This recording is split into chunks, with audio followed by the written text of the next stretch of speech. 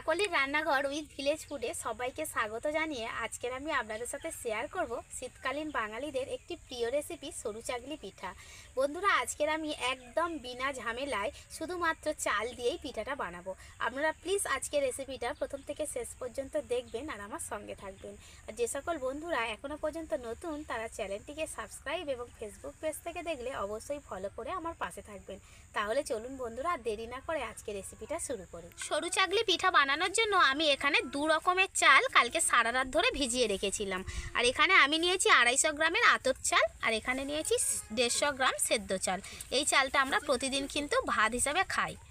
আপনারা চাইলে কিন্তু যে কোনো একরকম চাল দিয়েও পিঠাটা বানিয়ে নিতে পারেন, তবে যদি সেদ্ধ চাল আর আতপ চাল দু রকম চাল দিয়ে সরু চাগলি পিঠা বানানো যায় তাহলে পিঠের স্বাদটা তো ভালো হয়, এমনকি এই পিঠাটা খুব নরম তুলতুলে হয়। চালগুলোকে আমি আজকে শিলনোড়ার সাহায্যে বেটে নিচ্ছি। আপনারা চাইলে কিন্তু মিক্সিতেও বেটে নিতে পারেন, তাহলে কি হবে, খাটুনিটা অনেক কম হবে। তবে শিলনোড়ায় চাল বেটে যদি সরু চাগলি বানানো হয় তাহলে এই পিঠার স্বাদটা কিন্তু একটা অন্যরকম হয়।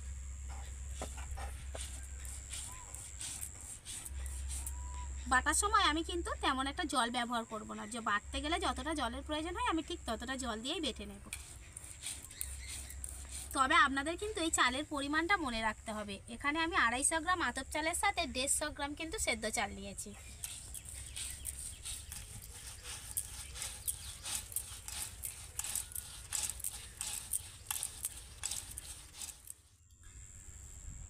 শিলে বাটুন আর মিক্সিতে বাটুন, তবে কিন্তু চালটাকে একদম মিহি করে বেটে নিতে হবে।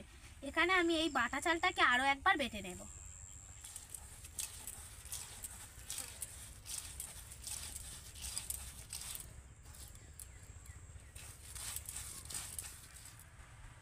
আলো চাল আর সেদ্ধ চালটা একসাথে করে দেব।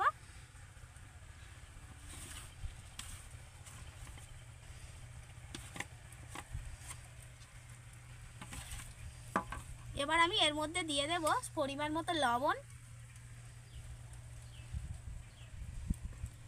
এবার আমি একসাথে ভালো করে মেশাতে থাকবো, আর একটু একটু করে জল দেব, আর একটা সুন্দর ব্যাটার বানিয়ে নেব।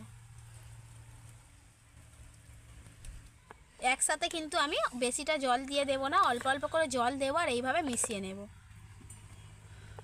আমি কিন্তু আজকে চালের সাথে কিছুই মেশালাম না, কোনো রকম ডাল বা অন্য কিছু। আমি আজকে শুধুমাত্র চাল দিয়েই সরু চিগলিটা বানাবো। এই দেখুন কতটা স্মুথ একটা ব্যাটার তৈরি হয়েছে, দেখুন। এবার আমি পিঠাগুলোকে বানিয়ে নেব।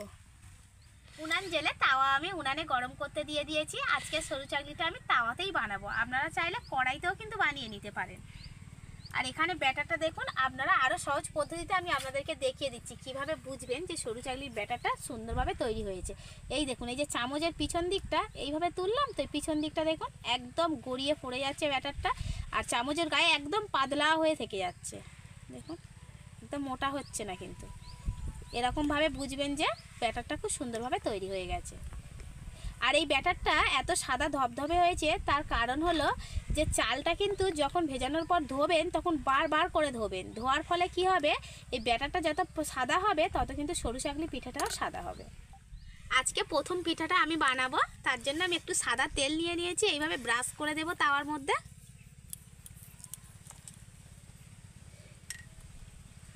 এবার আমি এখান থেকে 2 চামচ ব্যাটার নিয়ে তার মধ্যে দিয়ে দেব।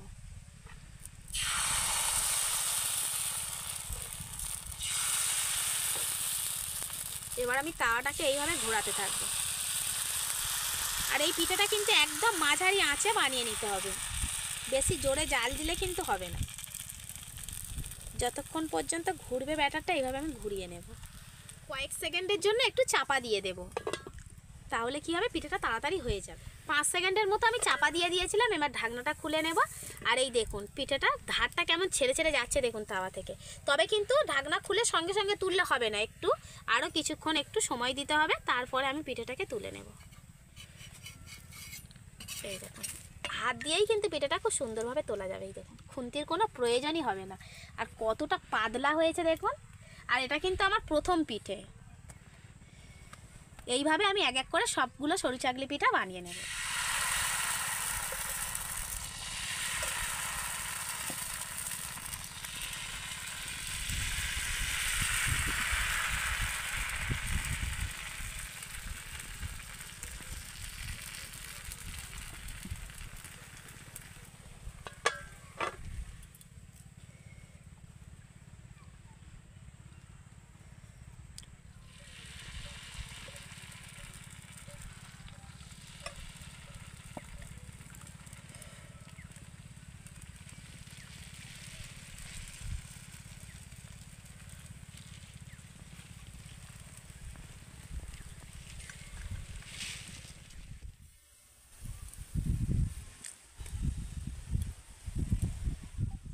এক এক করে আমি পিঠেগুলোকে মুড়ে নিচ্ছি, দেখুন এইভাবে ধরে, আর এইভাবে 3 কোনা করে নিচ্ছি। দেখুন একটুও কিন্তু আমার পিঠেগুলো ফেটে যাচ্ছে না, কত সুন্দর হচ্ছে দেখুন।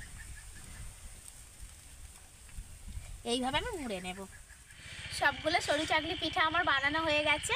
আর এই পিঠাগুলো কিন্তু বানাতে খুব কম সময় লাগে। আর পিঠেগুলো বানানোর পর কত সুন্দর লাগছে দেখুন। প্রত্যেকটা পিঠে কিন্তু আমার খুব সুন্দর হয়েছে। শীতকালে অন্যান্য পিঠার মতো এই সরু চাকলি পিঠাও কিন্তু বাঙালিদের কাছে একটি বড় জায়গা করে নিয়েছে। আর এই শীতকালে কিন্তু প্রত্যেক বাঙালিদের বাড়িতে অন্তত একবার করে হলেও এই পিঠাটা বানানো হয়। আর কোনো বাঙালি যদি মনে করেন মানে এই শীতে একবার না পিঠাটা খেয়ে থাকেন, তাহলে কিন্তু সে মনে করে যে আমি অনেক কিছু মিস করে ফেলেছি।